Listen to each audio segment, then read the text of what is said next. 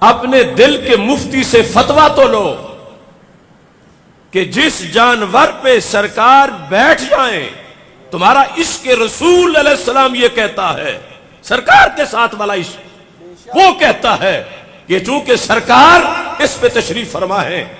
تو اس کی بے ادبی ہم مسلمانوں سے برداشت نہیں ہوتی۔ کہاں گدھا اور کہاں وہ سواری کہ جس کی پشت پہ بیٹھ کے ہجرت کی رات نکلے تھے۔ سوچو تو صحیح، اگر جانور گدھا سرکار کی نسبت پانے کے بعد اتنا معظم ہو گیا، اتنا عزت والا ہو گیا، یا بندے کا عشق رسول برداشت نہیں کرتا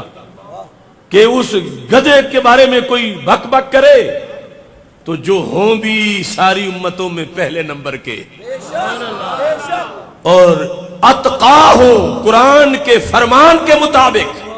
اور سرکار پھر ان کی پشت پہ ان کے کندھوں پہ بیٹھے ہوں، تو مومن جو امتی سرکار کا ہو اگرچہ اور کچھ بھی نہ دیکھے صرف اس نسبت کو ہی دیکھ لے تو اس کا ایمان یہ کہے گا خود کچھ کرنا تو کیا کسی کی ہوئی سنے گا بھی نہیں کہ رسول اللہ صلی اللہ علیہ وسلم کی نسبت سے کتنی عظمت ملتی ہے۔ اگر خاک حرم کی عظمت مانتے ہو، اگر ہر نسبت اور آثار رسول اللہ علیہ السلام پر جان قربان کرنے کی بات کرتے ہو تو جہاں میرے آقا علیہ الصلوۃ والسلام جلوہ گر ہوئے، اور پھر یہ نسبت جو ان نفوس قدسیہ کی ہے وہ سواری کی نسبت سے کروڑ درجہ اونچی نسبت ہے۔ سوچو تو صحیح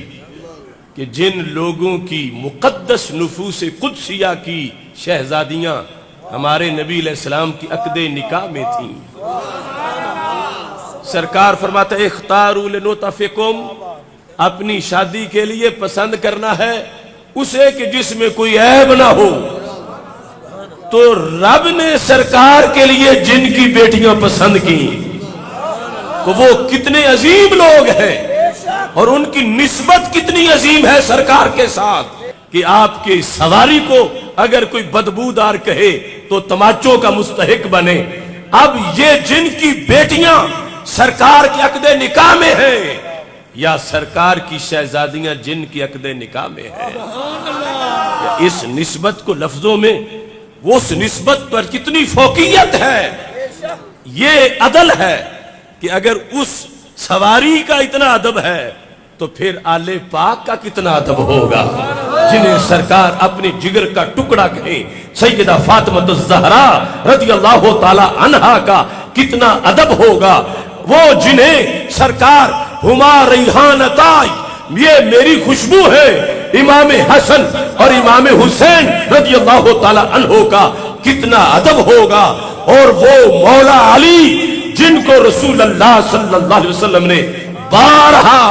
عظمتوں کے ان کے حوالے بیان کیے، ان کا کتنا ادب ہوگا۔ اور دوسری طرف رسول اللہ صلی اللہ علیہ وسلم کے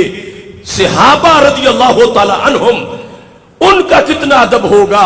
اب یہ عدل کا جو مسلک ہے اس مسلک کو اہل سنت و جماعت کہا جاتا ہے۔ اب ظلم ہوگا کہ ادھر تو گدھے کی عزت و ناموس پہ جنگ ہو جائے اور ادھر سرکار کے سسر بھی ہوں اور اتقا والی شان والے بھی ہوں، اور ان کے خلاف کوئی بولے تو تم کو یہ ہضم کر جانا چاہیے، ایسا ہوتا رہتا ہے۔ یا حضرت مولا علی رضی اللہ تعالیٰ عنہ کے خلاف کوئی خارجی بولے تو کہا جائے کوئی بات نہیں، جو مزاج چل کے آیا ہے دین کا میرے آقا علیہ الصلوۃ والسلام کی ظاہری حیات میں، اس میں یہ ہے کہ سرکار کی کسی نسبت کی بھی بے ادبی عدل والے برداشت نہیں کر سکتے، اور اس مسلک کو اہل سنت و جماعت کہا جاتا ہے۔